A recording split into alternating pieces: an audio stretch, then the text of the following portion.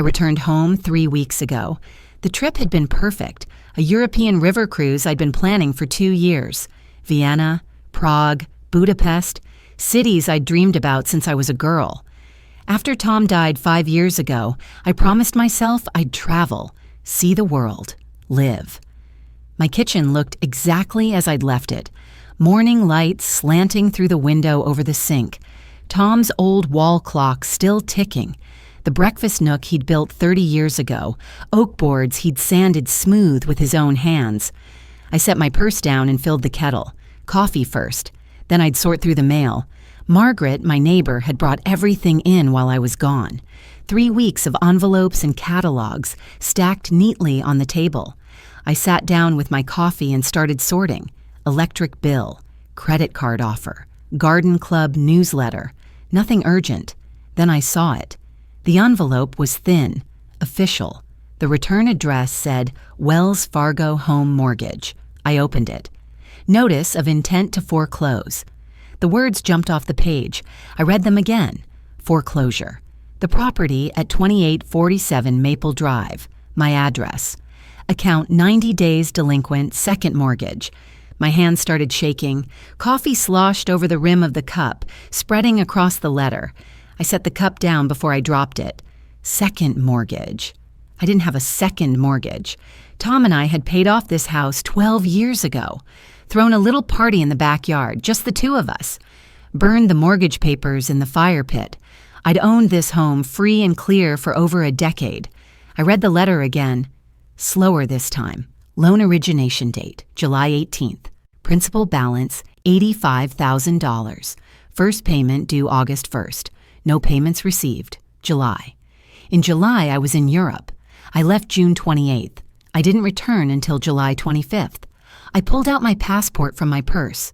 There they were, the stamps. Vienna, June 28th. Returned to Chicago, July 25th. I was out of the country the entire time this loan was supposedly opened. My heart was pounding now. I looked back at the letter. There was a loan number, an account summary on the second page. And there, at the bottom, co-borrower Michael Morrison. My son. I stared at his name. Michael, 42 years old, my oldest. The one I'd helped through college, through his divorce, through 2 business failures, the one who'd been asking me about the house before I left, how much it was worth, whether I'd ever thought about a reverse mortgage. I'd brushed it off. Michael was always talking about money, but this. I read the document one more time, every word. The loan application was dated July 12th. The closing was July 18th, all while I was traveling. All while I was thousands of miles away, walking cobblestone streets and taking river tours. Someone had taken out a second mortgage on my house. Someone had used my name, and according to this letter, that someone was my son. I picked up my phone. My fingers felt numb. I dialed the number on the letter. Wells Fargo Home Mortgage. This is Brenda speaking. I received a foreclosure notice. But I don't understand. I never took out this loan. Can I have your loan number, please? I read it off. There was typing. A pause. Yes, Mrs. Morrison. The account shows 90 days past due, 3 missed payments. We sent previous notices to... I was traveling. I didn't see any notices.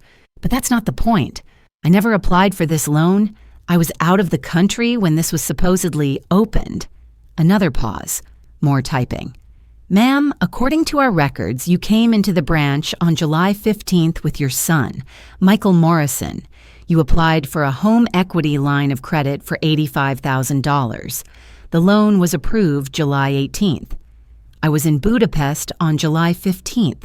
I have passport stamps, credit card statements. I wasn't even in the country. Silence.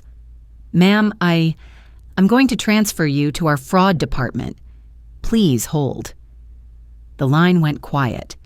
Then music, some instrumental version of a song I didn't recognize. I sat there at my kitchen table, the same table where we'd eaten breakfast as a family for 38 years, where I'd helped Michael with his homework, where Tom and I had shared coffee every morning until he got too sick to leave the bedroom. And I realized what had happened. My son. my own son, had forged my signature, had walked into a bank with my identification, had taken out $85,000 against my home, and now I was going to lose everything. I need to explain something about Michael, about how we got here. My son wasn't always like this. When he was young, he was the kid who brought home stray dogs, who cried when his goldfish died, who helped his little sister Lisa with her math homework even when he had his own to finish. But somewhere along the way, something changed. Michael is 42 now. Divorced 2 years ago? It was ugly. Lawyers, custody battles, his ex-wife claiming he couldn't manage money. He has 2 kids, Noah, 11, Emma, 8. I don't see them as much as I'd like. Their mother keeps them busy. He works as a real estate agent. Or he did. The market's been tough. He told me last year he was barely making enough to cover his bills. Child support, alimony, the rent on his apartment. I helped him financially over the years. I want to be clear about that. $48,000 for college at the University of Michigan. $30,000 for the down payment on his first house, the one he lost in the divorce. $15,000 for legal fees when the custody battle dragged on. 2 car emergencies, $8,000 total. That business loan I co-signed 5 years ago, $25,000 he never paid back when his real estate office failed. $126,000 over 20 years. I never kept a running total until now, until I had to. I'm not saying this to make him sound bad. He's my son. I love him. But you need to understand, I'd given him everything I could, and it was never enough. After Tom died, things got harder. Tom was the one who handled our finances. He was careful, conservative. When he passed, I learned we had $380,000 in equity in this house. His life insurance gave me another $200,000.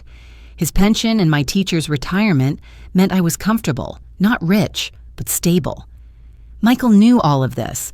I'd told him when we were updating my will last year. I wanted to be transparent.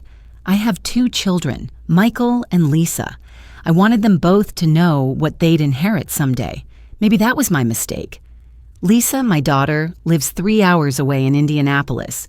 She's a financial analyst, married, 2 kids of her own. She calls every Sunday morning at 10, never misses. We talk about her job, her children, her garden. She worries about me living alone. She wanted me to move closer after Tom died, but this is my home. I raised my kids here. Tom's workshop is still in the garage, his tools hanging on the pegboard the way he left them. I wasn't ready to leave. Margaret, my neighbor 3 houses down, has been wonderful. She's 71, a retired nurse, sharp as ever. We're in the garden club together, meeting twice a month at the community center. She checks on me. Not in an overbearing way, just a knock on the door, a casserole when she's made too much, an invitation to walk around the block on nice evenings. Before I left for Europe, Margaret offered to watch the house, water the plants, bring in the mail. I gave her a key and the alarm code. Michael stayed at my house occasionally. He has his own key. He'd come over after showings in the neighborhood, use the bathroom, grab something from the fridge. Sometimes he'd stay overnight if he'd been drinking and didn't want to drive home. His old bedroom still has his high school wrestling trophies on the shelf. I trusted him completely. Looking back now, I see the signs I missed. The questions about the house that seemed innocent at the time. Mom, have you thought about downsizing? This place is too big for one person. Or, do you know how much equity you have? You could live anywhere. 2 months before my trip, he asked about my travel dates, specifically. June 28th through July 25th, I told him. That's a long time to be gone, Mom. You sure you'll be okay? I thought he was being sweet, concerned. Margaret told me later she'd seen him here. Multiple times in July. She didn't think anything of it. He had a key, after all. But she remembered. July 8th, mid-morning. July 12th, early afternoon. July 16th, evening. She noticed because she was weeding her front garden, and his car was in my driveway for hours. I didn't know any of this. I was in Vienna, standing in St. Stephen's Cathedral. I was in Prague, walking across the Charles Bridge. I was in Budapest, soaking in the thermal baths. I was living. Finally living, after 5 years of grief and emptiness, and my son was forging my signature. Later, after everything came out, I learned about the gambling. Online poker, mostly, sports betting. It started after his divorce.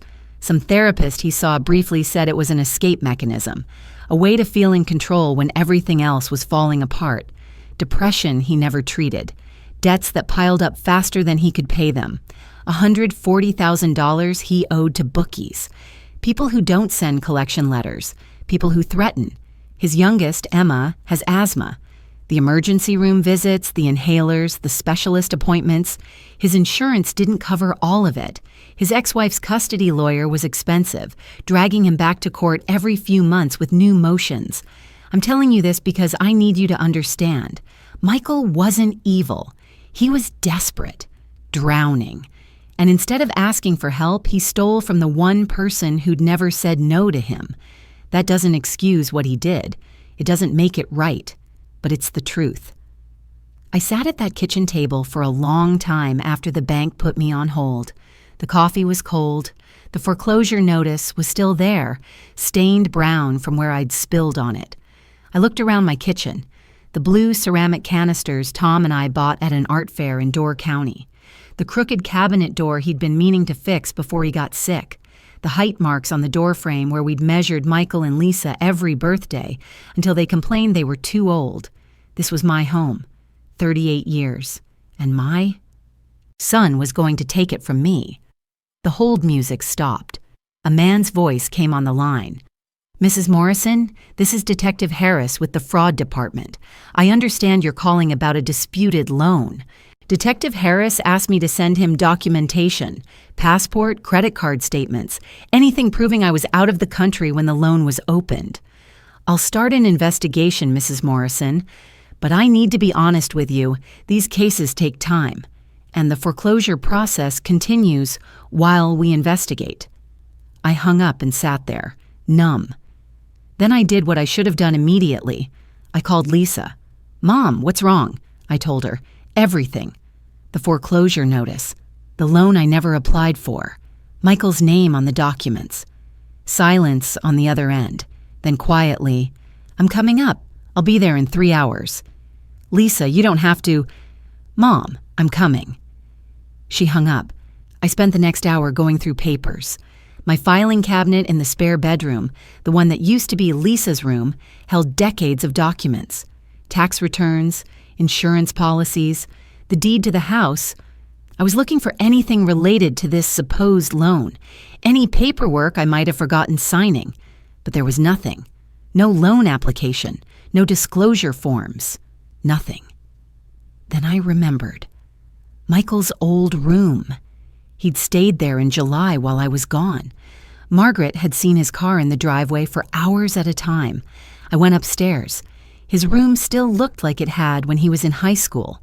Wrestling trophies, a University of Michigan pennant on the wall, his old desk in the corner. I opened the closet. Boxes of his things, old textbooks, photo albums from college, a plastic bin of tax returns from years ago. Behind the tax returns, tucked into a manila folder, I found it. A copy of a loan application, Wells Fargo Home Mortgage, dated July 12th. My name typed at the top. Carol Ann Morrison. Property address, 2847 Maple Drive. And there, at the bottom, a signature. My signature. Except it wasn't. I've signed my name thousands of times. 35 years of teaching, signing report cards and permission slips and attendance sheets. I know how my hand moves when I write, the slight slant to the right, the way the tail of the final N curves up. This signature was close, but wrong. The slant was too steep. The C in Carol had a different loop. Someone had tried to copy my signature. Someone had practiced, probably traced it from an old document. Michael. My hands were shaking again. I sat down on his bed, the same bed he'd slept in as a teenager, and stared at the paper. There was more, a photocopy of my driver's license, but it was my old one, the one that expired last year. I'd gotten a new license in May before my trip. The photo was different. The expiration date was clearly past. He'd used my old license. Somehow he'd kept it or found it or photocopied it before I destroyed it. I heard the front door open. Mom? Lisa. I went downstairs. My daughter stood in the entryway still in her work clothes, navy suit, heels. She'd driven straight from her office. Mom. She hugged me. Tight. Are you okay? I found this. I handed her the loan application. She read it. Her jaw tightened. This is fraud, clear fraud. You need a lawyer. I don't even know where to start. I do. She pulled out her phone. There's an elder law attorney in Naperville, Susan Chen. She handled a case for my coworker's mother last year. Financial exploitation by a caregiver. She's good. Lisa called. Made an appointment for the next morning. Then she called Michael. I didn't want her to. I wasn't ready. But she insisted. He needs to know we know. She put it on speaker. 4 rings. Then his voice. Hey, Lisa. What's up? Michael, I'm at Mom's house. I need you to explain something. What? The second mortgage you took out in her name. Silence. Long enough that I thought he'd hung up. Then, Lisa, I can explain. I'm listening. I was going to tell her.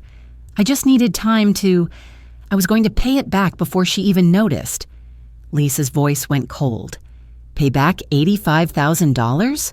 How? I had a deal coming through. A big sale. It fell apart at the last minute, but I thought, you forged her signature, Michael, while she was out of the country. You used her old driver's license. This is identity theft. It's not like that. She's my mother. I wasn't stealing from her. I was just... You were stealing from her. Lisa's voice was shaking now. Anger, or maybe fear. She's getting foreclosure notices. She could lose her house. The house Dad built that breakfast nook in. The house where we grew up. I know, I messed up. But I can fix this. I just need... You need to talk to a lawyer, Michael, because Mom's getting one. She hung up. I sat down at the kitchen table. My legs felt weak. Mom, I need to ask you something. Lisa sat across from me. Did you ever give Michael permission to access your finances, sign documents on your behalf? Anything like that? No, never. Power of attorney? No, I updated my will last year. You're the executor. Michael isn't on any of my financial accounts. Good. She opened her laptop. We need to document everything. Timeline, evidence, communications. Susan will need it all.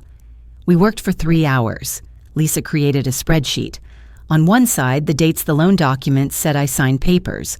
On the other side, where I actually was. July 12th, loan application signed. I was in Prague. We pulled up my credit card statement. Charges at a restaurant in Old Town, a museum admission, a river cruise ticket.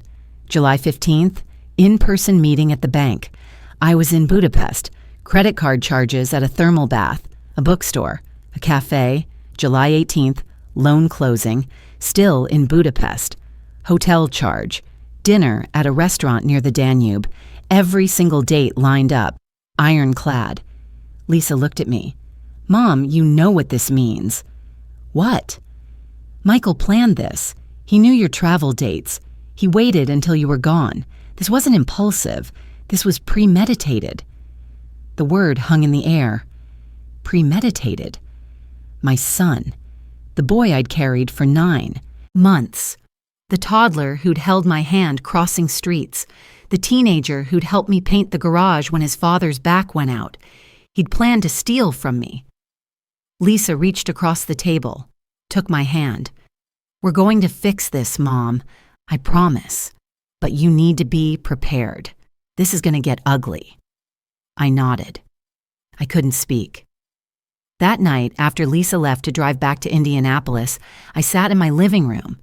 The house was quiet. Too quiet.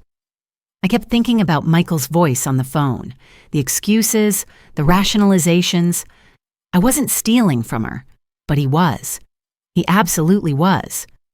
I went to my computer, logged into my email, searched for anything from the bank, from Michael, from anyone related to this loan. And there it was, buried in my inbox, an email from Wells Fargo dated July 19th. Subject line, "Your loan has been approved." I'd never opened it. I was in Europe. I wasn't checking email regularly, but someone had forwarded it. I clicked on the sent folder. The email had been forwarded to Michael's email address, from my account. He'd had my email password. I'd given it to him years ago when I needed help setting up two-factor authentication. He'd logged into my account, forwarded himself the loan confirmation. I sat back, stared at the screen. My son had access to everything: my house key, my alarm code, my email password, my old driver's license, and he'd used all of it. I picked up my phone, called the notary board. The woman who answered sounded bored until I explained what I needed. "I need information about a notary who stamped documents for a loan in July. Her name is on the deed of trust." She took the information, put me on hold. 5 minutes later, she came back. "Ma'am, I'm showing that Rachel Kim's license was suspended 8 months ago. She's not authorized to notarize any documents." "But she notarized my loan." "Then that's illegal. You should file a fraud report with your local police." I thanked her and hung up. A suspended notary, forged signatures, stolen identity documents, email hacking. This wasn't just a mistake. This wasn't Michael making a bad decision in a moment of panic. This was a crime. And my son, my own son, was a criminal. Susan Chen's office was in a brick building on Main Street in Naperville. Elder law practice. The waiting room had comfortable chairs and magazines about retirement planning. Lisa came with me. She'd taken the morning off work. Susan was 58, maybe, composed, reading glasses on a chain around her neck. She shook my hand firmly and gestured to the chairs across from her desk. "Mrs. Morrison, Lisa, thank you for coming in. I've reviewed the documents you emailed. Let me be direct.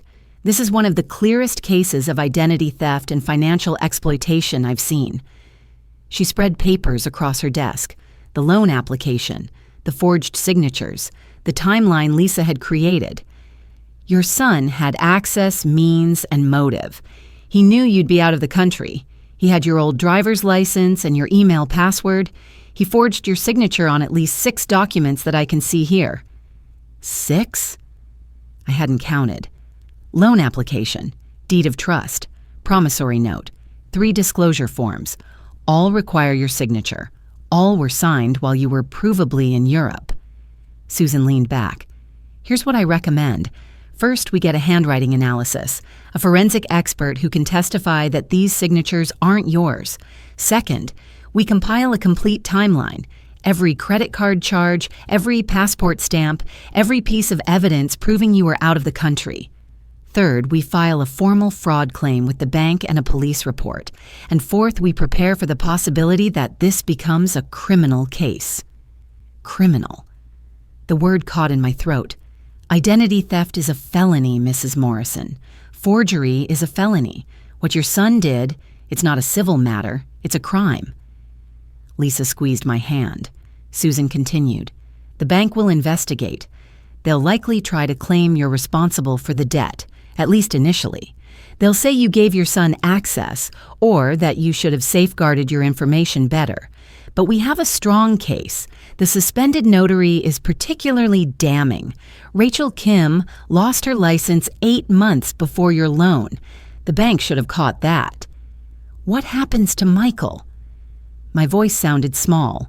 Susan's expression softened. "That's up to you to some extent. You can pursue criminal charges or you can focus on the civil remedy, getting the debt erased, stopping the foreclosure. But I need to tell you, even if you don't press charges, the bank or the district attorney might. Once fraud is established, it's often out of your hands." I nodded. I didn't trust myself to speak. "Let me make some calls. I know a handwriting expert who's testified in cases like this. Dr. Raymond Fletcher. He's expensive. $1,500 for the analysis. But he's the best." "Do it," Lisa said immediately. Susan scheduled the analysis for 3 days later. In the meantime, she drafted a cease and desist letter to the bank demanding they halt the foreclosure proceedings pending the fraud investigation. We left her office with a folder full of documents to gather, bank statements from June and July, cell phone records showing my location, hotel receipts from Europe, everything that proved I was thousands of miles away when this loan was created. That afternoon, Margaret came over. She'd seen Lisa's car in the driveway and wanted to check on me. I told her everything. She sat at my kitchen table, the same table where this had all started, and listened. When I finished, she reached across and covered my hand with hers. "I saw him," she said quietly. "I should have known something was wrong. The way he was loading boxes into his car that one day, like he was in a hurry." "You couldn't have known." "I saw him 4 times, Carol. July 8th, July 12th, 16th, 18th. I wrote them down in my garden journal. I always note when I see people in the neighborhood. Force of habit from my nursing days." "You wrote it down?" "Every time, with dates." She paused. "Would that help? For your lawyer?" "Margaret, yes. That would help enormously." She drove home and returned 20 minutes later with a small spiral notebook, green cover, gardening notes on most pages. But there, in July, in her neat handwriting, Michael's car in Carol's driveway, 10:30 a.m. Another entry, Michael here again, 2:15 p.m. Susan was going to love this. 3 days later, I drove to Chicago to meet Dr. Fletcher. His office was in a high-rise downtown, sterile, professional. He was older than I expected, 70s maybe. Retired forensic document examiner who still took on occasional cases. He had me sign my name 50 times, on different papers with different pens. He photographed each signature from multiple angles. Then he examined the loan documents. He used a magnifying glass, a light table, some kind of digital scanner that showed the pressure points where the pen had touched paper. After an hour, he looked up. "Mrs. Morrison, I can tell you right now, these aren't your signatures. The baseline slant is wrong. The letter formation is inconsistent. Someone traced your signature, probably from another document, but they didn't replicate the natural flow. I'll need a few days to complete my full analysis, but I'm 99% certain these are forgeries. 99%. Relief hit me so hard I almost cried. "I'll have a formal affidavit ready by Friday," Dr. Fletcher said. "Your attorney can use it in court if necessary." I called Susan from the car, told her what Dr. Fletcher had said. "Excellent. I'll file the fraud claim with Wells Fargo today. With the handwriting analysis, the timeline, and Margaret's witness statement, we have everything we need." "What happens next?" "The bank investigates, usually takes 2 to 4 weeks. They'll interview the teller who processed the loan, review their internal records, check the notary's credentials. If they confirm fraud, and they will, they'll reverse the loan and clear your credit. The foreclosure will be withdrawn." "And, Michael?" Susan hesitated. "Carol, I need to tell you something. I spoke with Detective Harris this morning. He's opening a formal investigation. Identity theft, forgery, fraud. Even if you don't press charges, the state might prosecute." I pulled over to the side of the road, sat there with the engine running. My son was going to be arrested. That evening, Michael called me. I almost didn't answer. "Mom, Michael, I need to talk to you. Can I come over?" "No." Silence. "Mom, please, I need to explain. Susan told me not to talk to you without her present." "You hired a lawyer?" His voice cracked. "Mom, I'm your son." "You forged my name. You stole $85,000 from me. You're the reason I have a lawyer." I was going to pay it back.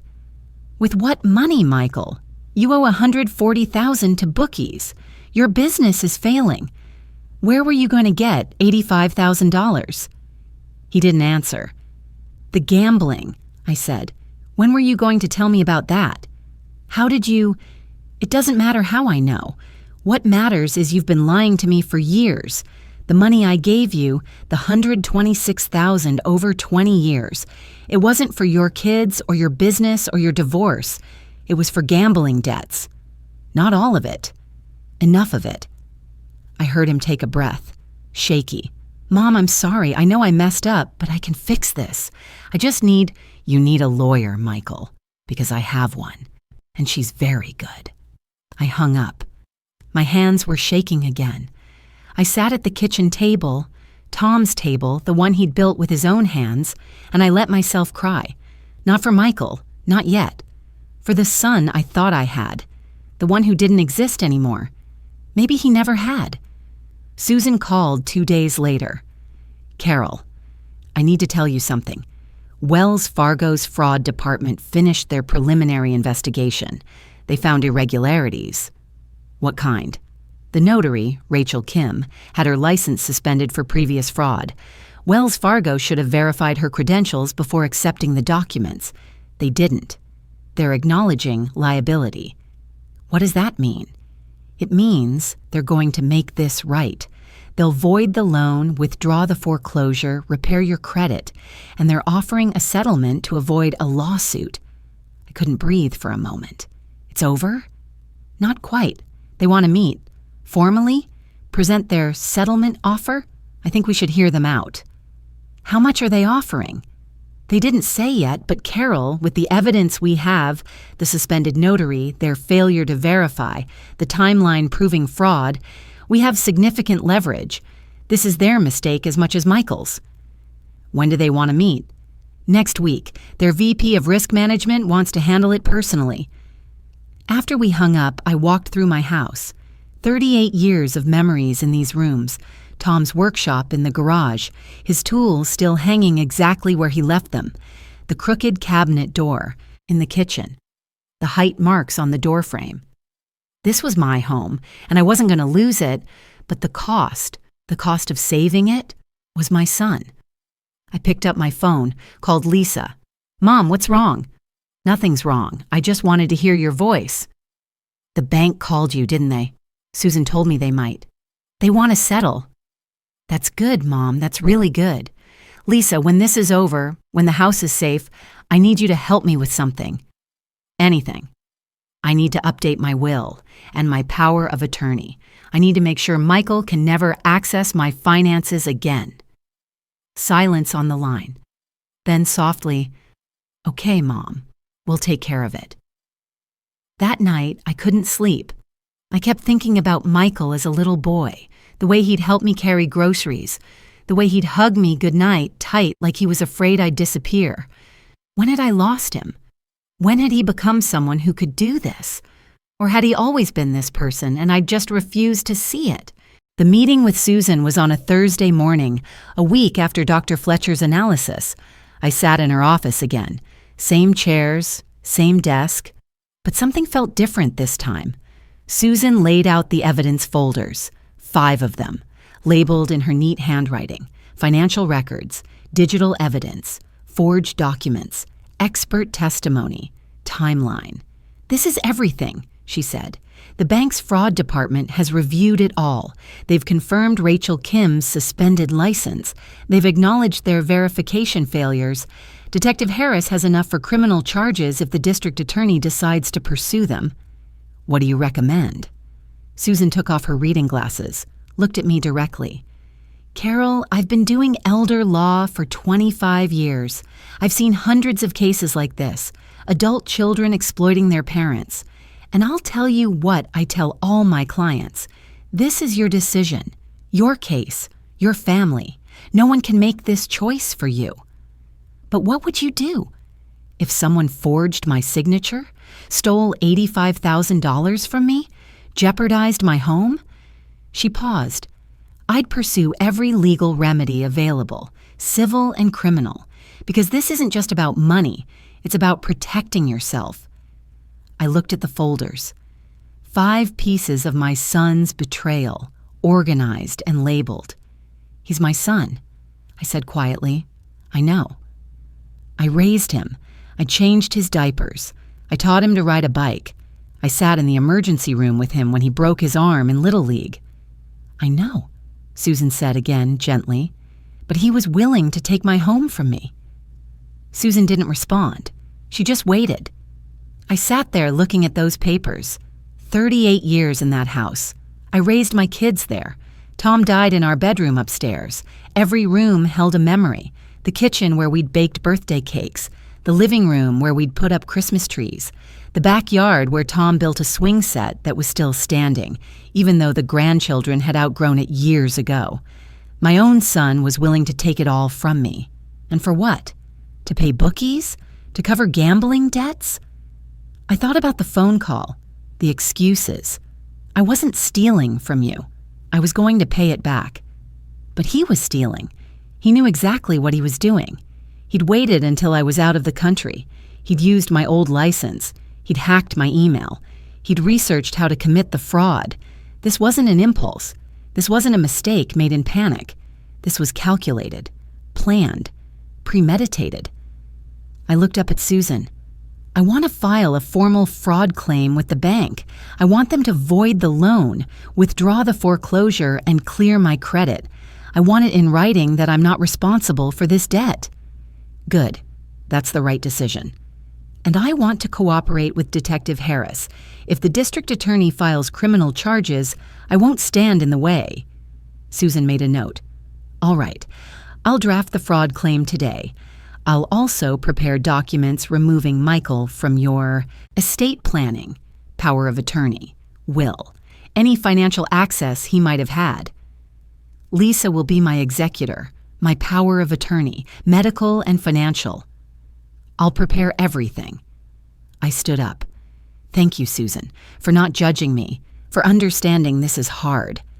You're doing the right thing, Carol. You're protecting yourself. That's not selfish. That's necessary. I drove home. The afternoon sun was warm, October light, golden and slanted, the kind of light that makes everything look softer than it really is. When I pulled into my driveway, I sat in the car for a moment, looked at my house, white siding, blue shutters. Tom had painted those shutters 10 years ago. The color was called Harbor Blue. He'd said it reminded him of Lake Michigan. This was mine, my home, my sanctuary, and I wasn't going to let anyone take it from me. I went inside, called a locksmith. I need all my locks changed, today if possible. He came 3 hours later, a man in his 60s with a toolbox and a friendly face. He changed the front door lock, the back door, the garage door, even the deadbolts. When he finished, he handed me a set of new keys. You're all set, ma'am. Nobody's getting in here without your permission. I paid him, closed the door behind him, turned the new lock. It clicked differently, firmer, more secure. I called the alarm company next, changed the code, set up new notifications on my phone, added a camera on the front porch. Then I went through my house, room by room. Michael's old bedroom. I boxed up his trophies, his University of Michigan pennant, the photos of him in his wrestling uniform. I put the boxes in the garage next to Tom's workbench. I didn't throw them away. I'm still his mother, but I didn't need to see them every day. In my office, I changed all my passwords, email, bank accounts, credit cards, everything. I wrote the new passwords in a notebook that I locked in my file cabinet. Lisa had offered to set up a password manager for me. I'd let her do that this weekend. I called my bank, set up fraud alerts on all my accounts, 2-factor authentication on everything. Then I sat down at the kitchen table, took out my journal. I've kept a journal since Tom died. My therapist suggested it, a way to process grief. I hadn't written in it much lately. The trip had given me something to focus on besides loss, but I needed to write now. I stared at the blank page. Then I started.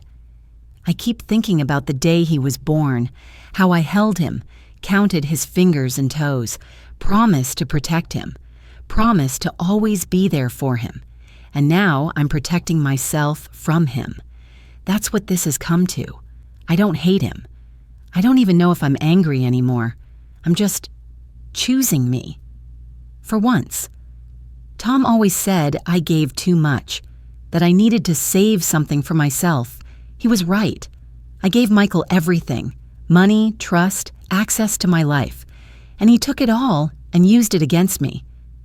Susan asked me today what I wanted, what outcome I was hoping for. I want my home safe. I want my credit restored. I want legal boundaries in place so he can never do this again.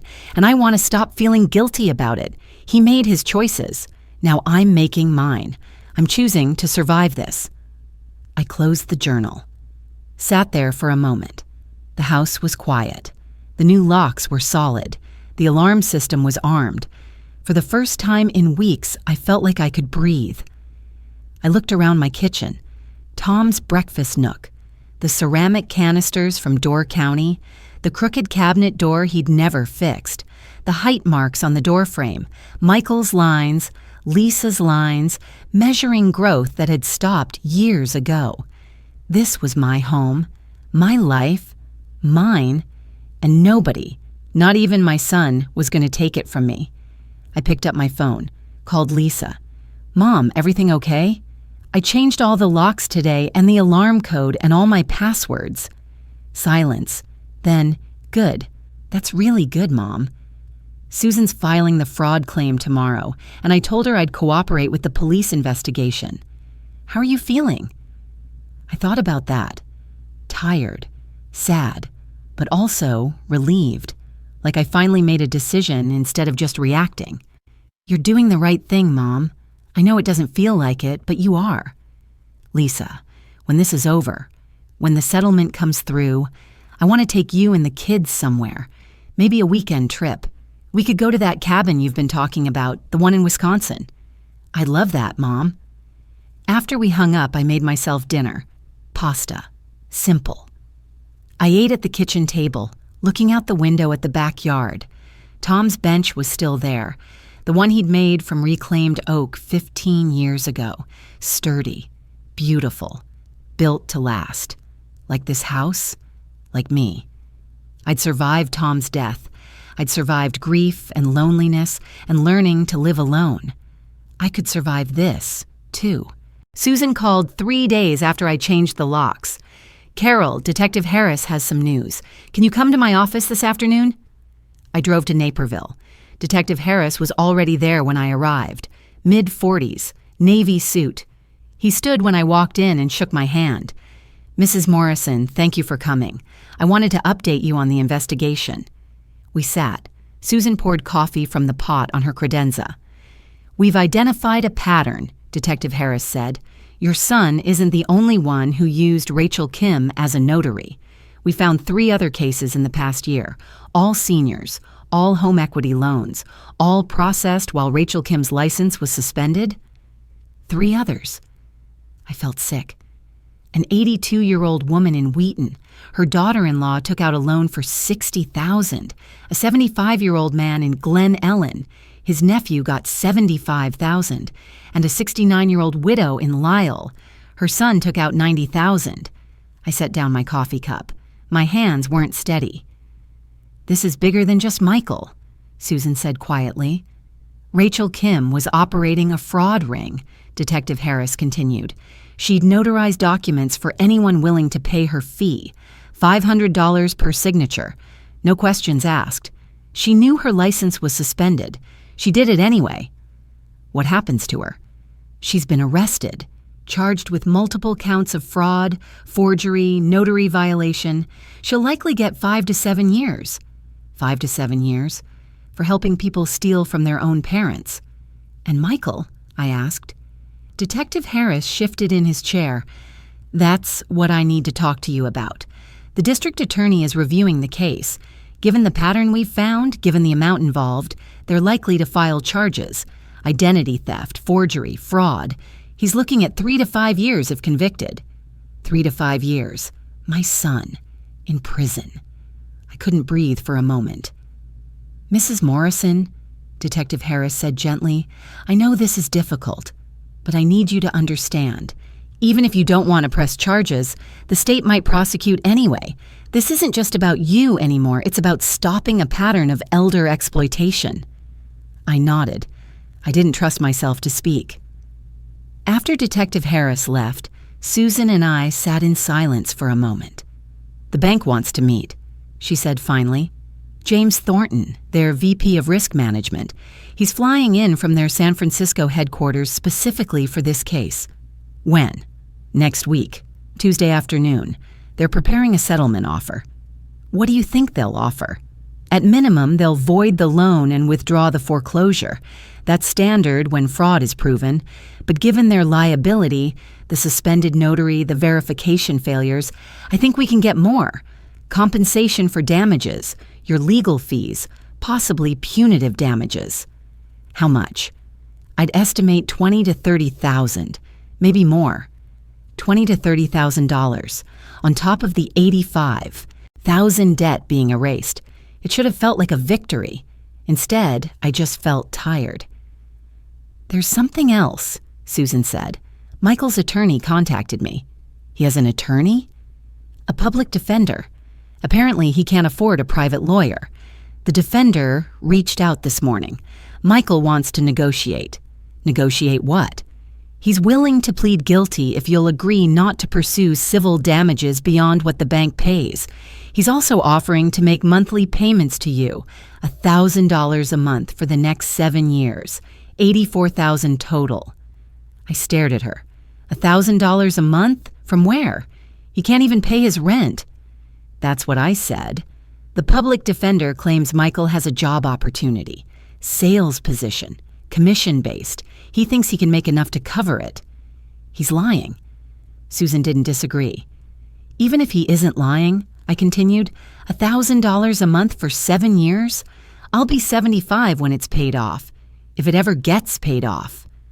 It's a bad deal, Carol. I told his attorney as much. What did they say?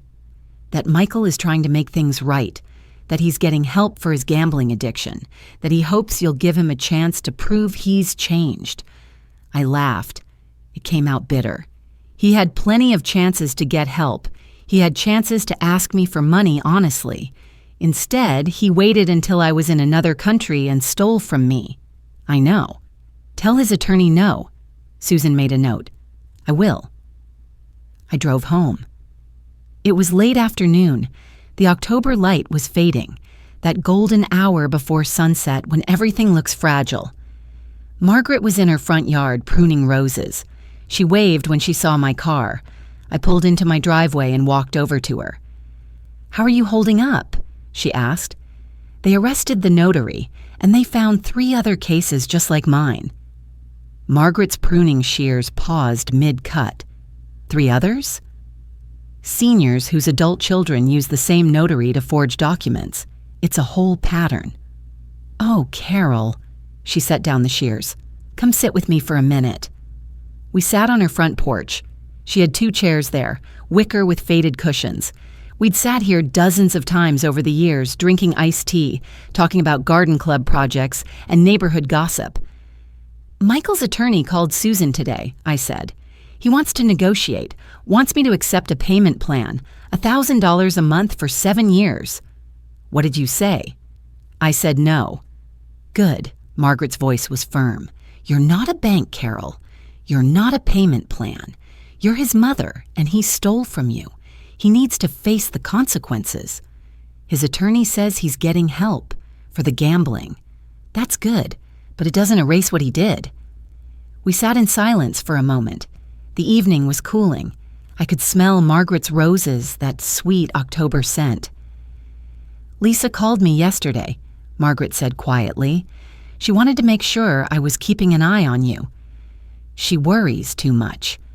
She loves you, and she's worried you're going to talk yourself into forgiving Michael before he's earned it. I looked at my neighbor, my friend. Am I that predictable?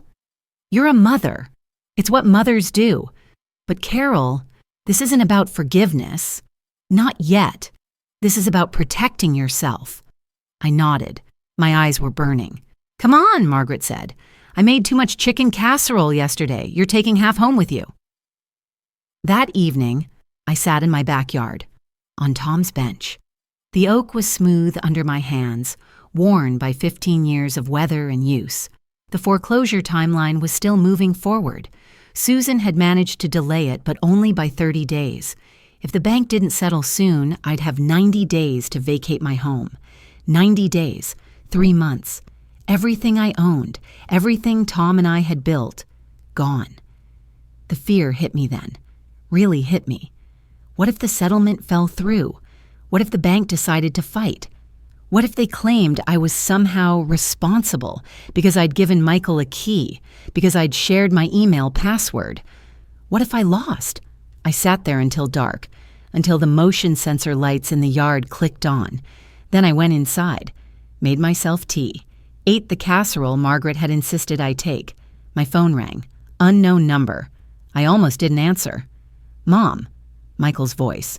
"How did you get this number? I changed it." "Lisa gave it to me." That didn't sound right. Lisa wouldn't do that, but I didn't argue. "Mom, I need to talk to you. Susan told me not to speak to you without her present. This will just take a minute, please." I should have hung up, but I didn't. "What do you want, Michael?" "I want you to know I'm sorry, really sorry. I know what I did was wrong. I know I hurt you, but I'm trying to fix it. I'm in therapy. I'm going to Gamblers Anonymous meetings. I'm getting help." "That's good. And I can pay you back. The job I mentioned, it's real. It's a sales position with a medical equipment company. If I work hard, I can make $60,000, $70,000 a year, enough to pay you $1,000 a month and still support myself." "Michael, I know you don't trust me. I know I have to earn that back. But please, Mom, don't let them send me to prison. I have kids. Noah and Emma need their father." There it was. The guilt, the manipulation, the same pattern as always. "Your kids needed a father who didn't forge your mother's signature," I said. "They needed a father who asked for help instead of stealing." "I know, you're right. But please, Mom, just think about it. The payment plan. It's a way for me to make this right. Good night, Michael." I hung up. My hands were shaking. I sat at the kitchen table, Tom's table, and put my head in my hands. This was what he did. This was how he operated. Make me feel guilty. Make me feel responsible for his consequences. Make me feel like I was abandoning him if I didn't rescue him. But I wasn't abandoning him. I was protecting myself. I picked up my phone, called Lisa. "Did you give Michael my new number?" "What? No, why would I do that?" "He just called me, said you gave it to him." "Mom, I didn't, I swear. He must have gotten it some other way. What did he say?" I told her. The payment plan pitch, the guilt about the grandchildren, the plea to keep him out of prison. "Unbelievable," Lisa said. "He's still trying to manipulate you." "I know." "Mom, you're not responsible for his choices. You know that, right?" "I know." But did I? Really? After we hung up, I sat there for a long time. Susan had the settlement meeting on Tuesday, 4 days away. The bank would make their offer. We'd either accept it or prepare for a fight. And Michael, my son, the criminal, would face whatever consequences came his way, whether I wanted him to or not. Susan and I drove to Chicago together. The bank's headquarters was downtown, a glass tower near the river. We took the elevator to the 10th floor. James Thornton's office had floor-to-ceiling windows overlooking the water. He stood when we entered, mid-50s, gray suit. He shook our hands with the kind of grip that suggested he'd practiced it. "Mrs. Morrison, Miss Chen, thank you for coming. Please sit." A conference table dominated the room. Already seated were 2 other people. A woman in her 40s, introduced as Linda Martinez, the bank's legal counsel, and a man in his 30s, David Chen, from the fraud department. Susan set her briefcase on the table and removed 5 folders, the same ones from her office: financial records, digital evidence, forged documents, expert testimony, timeline. "Before we begin," Susan said, "I want to be clear about where we stand. My client was the victim of identity theft perpetrated by her son while she was out of the country. The loan documents were notarized by Rachel Kim, whose license had been suspended 8 months prior. Wells Fargo failed to verify Miss Kim's credentials. This represents a significant liability on the bank's part." Thornton nodded slowly. "We've completed our internal investigation. You're correct. Rachel Kim should never have been allowed to notarize documents at our branch. Our verification process failed." "How did it fail?" Susan asked. Linda Martinez spoke. Rachel Kim was in our system as an approved notary from 2 years ago, when her license was active. When it was suspended, the automated update didn't flag her record. Our tellers had no reason to question her credentials. Your tellers also had no reason to process a loan application without verifying the borrower's identity, Susan countered. Mrs. Morrison's old driver's license was expired. That alone should have triggered additional verification. You're right, Thornton said. It should have, which is why we're here. We want to make this right. He slid a document across the table. This is our settlement offer. We're prepared to void the second mortgage entirely. $85,000 in debt eliminated. The foreclosure proceedings will be withdrawn immediately. Mrs. Morrison's credit report will be corrected to remove any record of delinquency. Susan picked up the document. Read it. Her expression didn't change. That's the minimum we'd expect, she said. What else? Thornton glanced at Linda Martinez. She nodded.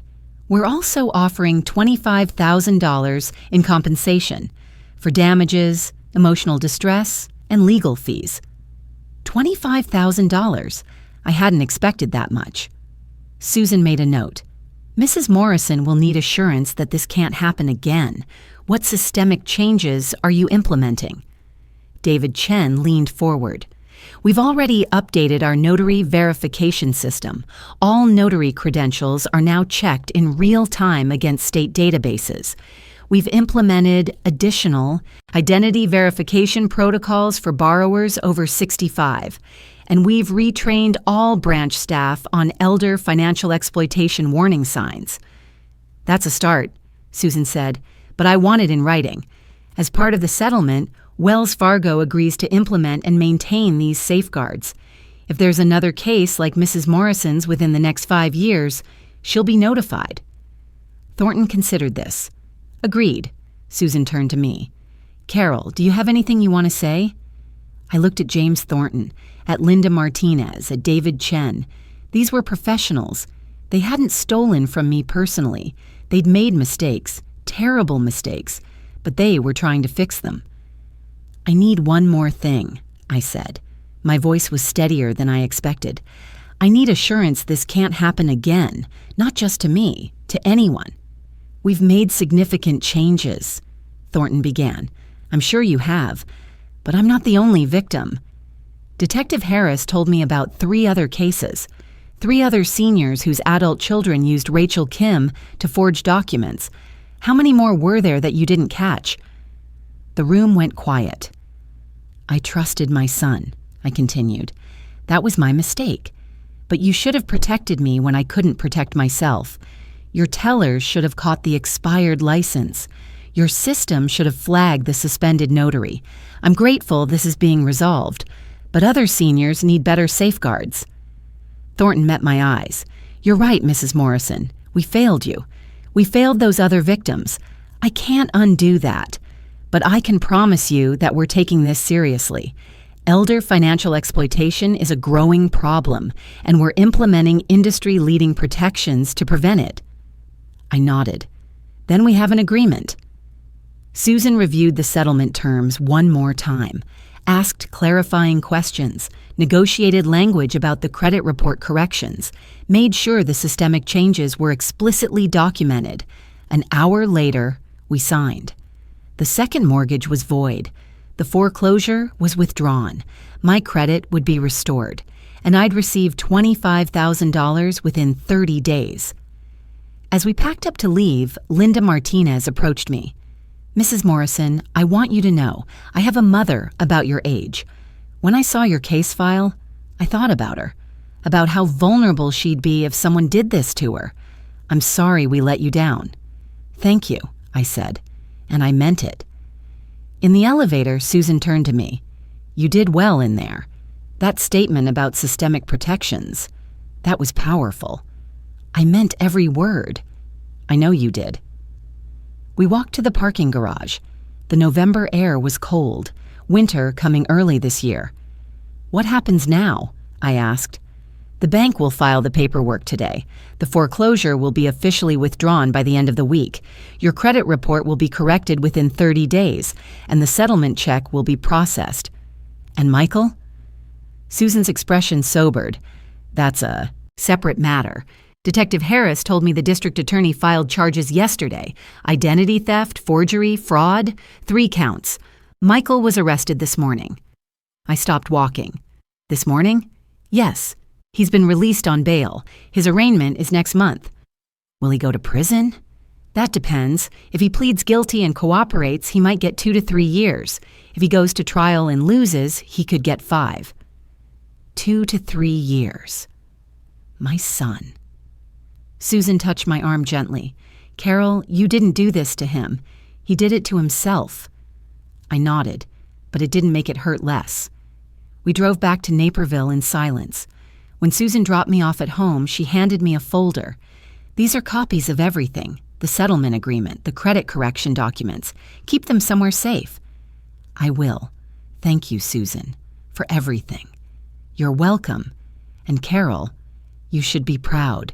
You stood up for yourself. That takes courage. After she left, I went inside. The house was quiet. The afternoon light slanted through the kitchen window, falling across Tom's table. I sat down, set the folder in front of me, opened it. Settlement agreement, Wells Fargo Home Mortgage and Carol Ann Morrison. It was real. It was over. I picked up my phone, called Lisa. Mom, it's done. They settled. The loan is void. The foreclosure is withdrawn. Oh, Mom, that's wonderful. Are you okay? I think so. Yes, I'm okay. How much did they offer? $25,000 on top of voiding the debt. That's more than I expected. Me too. We talked for a few minutes. Lisa wanted to drive up this weekend, celebrate, take me to dinner. After we hung up, I called Margaret, told her the news. She cried, actually cried. I'm so relieved, Carol, so relieved. Me too. That evening, I sat in my backyard, on Tom's bench. The November sunset was pink and gold, the last warmth before winter. I thought about Michael, arrested, out on bail, facing trial. I'd told Susan I'd cooperate with the investigation. I'd given my statement to Detective Harris. I'd provided all the evidence, but I hadn't pressed charges myself. The state had done that. That distinction felt important somehow, like I hadn't put him in prison. The system had, but was that true? Or was I just making myself feel better? I didn't know. What I did know was this. My home was safe. My credit would be restored. I had enough money to fix the roof that had been leaking, to replace the furnace that was 20 years old, to take Lisa and the grandchildren on that trip to Wisconsin. I'd survived this. I'd protected myself, and that had to be enough. I looked at my house. White siding, blue shutters, Tom's workshop in the garage, 38 years of memories in those walls. Mine, still mine.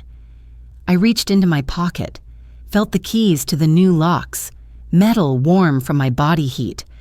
Nobody was taking this from me. Not my son, not the bank, not anyone. I stood up from the bench, went inside. The motion sensor. Light clicked on as I walked past, flooding the backyard with brightness. Inside, I made myself dinner, reheated the last of Margaret's casserole, ate at the kitchen table. Then I did something I hadn't done in weeks. I opened my laptop, looked at travel websites, maybe Norway, maybe Scotland, maybe somewhere I'd never been, somewhere I could breathe, somewhere I could remember who I was before all of this, because I was still here, still standing, and I was going to live. The settlement check arrived 3 weeks later, $25,000. I deposited it the same day. Lisa helped me make a list. The roof needed repairs, $1,800. The furnace was 20 years old and making strange noises, $4,000 for a new one. The driveway had cracks that would only get worse over winter, $2,200 to resurface it. After the repairs, I had $16,000 left, enough for that trip to Wisconsin, enough to feel secure. Michael's trial was scheduled for February. His public defender had tried one more time to negotiate, offered a plea deal if I'd write a letter to the judge asking for leniency. I said no. Susan helped me draft a victim impact statement instead. It was honest. I didn't ask for maximum sentencing. I didn't say he was a monster. I just told the truth. What he'd done, how it had affected me, what I'd lost beyond money. In January, Michael pleaded guilty. The judge sentenced him to 2 years. With good behavior, he'd be out in 14 months. Lisa drove up the day we got the news. We sat at my kitchen table, Tom's table, and didn't say much. Just sat together. Sometimes that's enough. Michael's ex-wife agreed to let me see Noah and Emma every other weekend. Lisa would bring them up to my house. We'd bake cookies, work in the garden when spring came, do normal grandparent things. The kids didn't know the whole story, just that their dad had made some bad choices and needed time to think about them. They were sad, but kids are resilient. I was grateful I didn't have to lose them, too. Margaret became more than a neighbor after everything that happened. She was my closest friend. We had coffee together every morning, alternating houses. Hers on Mondays, Wednesdays, and Fridays. Mine on Tuesdays and Thursdays. Weekends were flexible. We joined a senior fraud awareness group at the community center. Once a month, we'd give presentations to other seniors about warning signs, how to protect yourself, what to do if it happens to you. Margaret would start with her story, not a victim herself, but a witness, how she'd seen something wrong and documented it, how that documentation had helped. Then I'd tell mine, the foreclosure notice, the investigation, the settlement. People always had questions. How did you find a good lawyer? What if I can't afford an attorney? What if it's my own child? That last question was the hardest. I never had a perfect answer, just the truth. You protect yourself first, because if you don't, there won't be anything left to protect. In March, Susan called. Carol, I wanted you to know. The Elder Protection Bill passed. It's being called Carol's Law informally, though the official name is the Senior Financial Protection Act. What does it do? Requires banks to implement real-time notary verification, mandates additional identity checks for borrowers over 65, creates penalties for institutions that fail to catch fraud involving vulnerable adults. It's not perfect, but it's a start. Because of my case? Because of your case, and the 3 others Detective Harris found, and the testimony I gave to the state legislature. You made a difference, Carol. After we hung up, I sat at my kitchen table and cried. Not sad tears. Relief, maybe, or pride, or just exhaustion finally catching up. Lisa called that evening. Mom, did you hear about the bill? Susan told me. Mom, this is huge. You helped change the law. I just told the truth. That's exactly why it matters. In April, Margaret and I planted roses in my backyard. Pink ones this time. A variety called New Dawn. The woman at the garden center said they were climbers, that they'd grow tall and strong if we gave them the right support. We dug holes near Tom's bench. Margaret's hands were steadier than mine. She'd always been better at gardening. These'll bloom in late spring, she said. You'll have flowers all summer. Thank you for helping, for everything. Oh, Carol, you don't have to thank me. What else was I going to do? Let you face this alone? Some people would have. Well, I'm not some people. She patted the soil around the rose bush. Besides, you would have done the same for me. She was right. I would have. That weekend, Lisa brought Noah and Emma up. We made chocolate chip cookies. Emma insisted on adding extra chocolate chips to every single cookie, so they came out lumpy and perfect.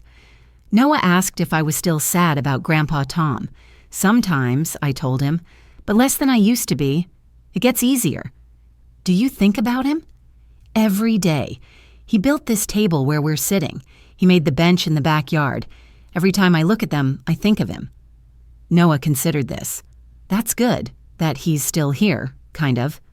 Yes, I said. That's exactly right. After the kids left, I walked through my house. The roof no longer leaked. The new furnace hummed efficiently. The driveway was smooth and black. But more than that, the house felt like mine again, not just legally, emotionally. I'd taken it back. In May, I got a letter from Michael. The first one since he'd been sentenced. I almost didn't open it, but Lisa said I should, so I did. It was short, 2 paragraphs. He said he was sorry, that he was going to therapy twice a week, working with a counselor who specialized in addiction, that he'd completed his first 90 days in Gamblers Anonymous, that he didn't expect me to forgive him, but he wanted me to know he was trying to change. He didn't ask for anything, didn't request money or visits or letters back. Just, I see what I did now, I'm sorry. I hope someday you can believe that. I read it twice. Then I put it in a drawer in my desk. Maybe someday I'd respond, but not today, not yet. Susan Chen called in June. Carol, I'm taking on a new case. 73-year-old woman in Aurora. Her daughter took out a home equity loan without her knowledge. It's almost identical to your situation. What can I do? Would you be willing to talk to her? Just share your experience. Let her know she's not alone. Of course. Her name was Patricia. We met at a coffee shop in Naperville. She was small, nervous, kept twisting her napkin between her fingers. I don't know what to do, she said. She's my daughter, my only child. I recognized that voice, that confusion, that guilt. I understand, I said, but you have to protect yourself. That's not selfish. That's survival. Did you press charges against your son? The state did. I cooperated with the investigation, but the decision wasn't entirely mine. Do you regret it? I thought about that. Really thought. No, I said finally. I don't. Because if I hadn't protected myself, I'd have lost everything. My home, my security, my future. And then I couldn't have helped my grandchildren or taken care of myself or done any of the things I'm doing now. Patricia nodded slowly. How do you live with it? With knowing your child is in prison because of you? He's in prison because of what he did, not because of me. I'd said this to myself 1,000 times. It was finally starting to feel true. And he's getting help there. Treatment he wouldn't have gotten otherwise. Maybe prison will save his life. I don't know, but I do know that I couldn't save him by destroying myself. She cried then. I handed her tissues from my purse. When she left, she hugged me. Thank you. I needed to hear that. I drove home thinking about Michael, about Noah and Emma, about the roses blooming in my backyard and the bench Tom had built and the house I'd almost lost. I'd survived this. Not just legally or financially. I'd survived it emotionally, and that was worth everything. 6 months after the settlement, I woke up in my own bed, in my own house, and made coffee at Tom's table. It's October again, a full year since I opened that foreclosure notice, a full year since everything changed. The roses Margaret and I planted bloomed all summer. Pink climbers, just like the woman at the garden center promised. They're still blooming now, late-season flowers that refuse to quit before the first frost. I walk outside every morning to look at them. Sometimes I cut a few stems and bring them inside. They sit on my kitchen table in a blue glass vase Tom bought me for our 20th anniversary. My house is still mine. The title is clear. The credit report shows no trace of the foreclosure or the fraudulent loan. It's like it never happened, at least on paper. But it did happen. And I'm not the same person I was before. I'm stronger now, more careful, but also, and this surprised me, more open. Margaret and I still have our coffee rotation. She's teaching me to make sourdough bread. We're terrible at it, but we laugh a lot trying. Lisa visits twice a month now, sometimes more. Noah and Emma come with her. We've started a tradition. Every visit, we add a new photo to the refrigerator. The door is covered now. There's school pictures, Halloween costumes, a snapshot of us at that Wisconsin cabin we finally visited in August. I took the old family photos off the wall in the hallway, not because I wanted to erase Michael from our history, but because I needed to see our family differently. I put them in an album instead. The good memories are still there. The little boy with the gap-toothed smile, the teenager in his wrestling uniform, the young man at his college graduation. Those versions of Michael existed. I don't have to pretend they didn't. but I also don't have to let them cloud what he became. Michael wrote me 3 more letters from prison, each one similar, apologizing, updating me on his therapy progress, his GA meetings. He was released last month, 14 months, just like they'd predicted. He's living in a halfway house in Joliet now, working at a warehouse, required to attend meetings 3 times a week. Lisa has coffee with him occasionally.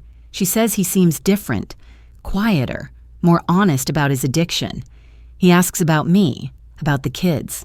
He doesn't ask her to convince me to see him. I'm not ready for that. Maybe I will be someday, but not yet. And that's okay. Susan called me last week. The woman I helped, Patricia, from Aurora, won her case. Her daughter pleaded guilty, just like Michael had. Patricia kept her house. She wanted me to thank you, Susan said. She said talking to you gave her the courage to follow through. I just told her the truth. That's all anyone needs sometimes. I've spoken at 4 more fraud awareness events since then, once at a senior center in Wheaton, twice at community centers in surrounding towns, once at a state banking conference, invited by James Thornton himself, the Wells Fargo VP who'd handled my settlement. He introduced me, told the story of my case, how it had exposed systemic failures, how it had led to Carroll's Law and the industry-wide changes now being implemented across the state. I talked about warning signs, about the importance of protecting your information, about what to do if you suspect fraud. But mostly, I talked about this. You're allowed to protect yourself, even from family, especially from family, because family is supposed to protect you, not exploit you. And when they betray that trust, you have every right to set boundaries.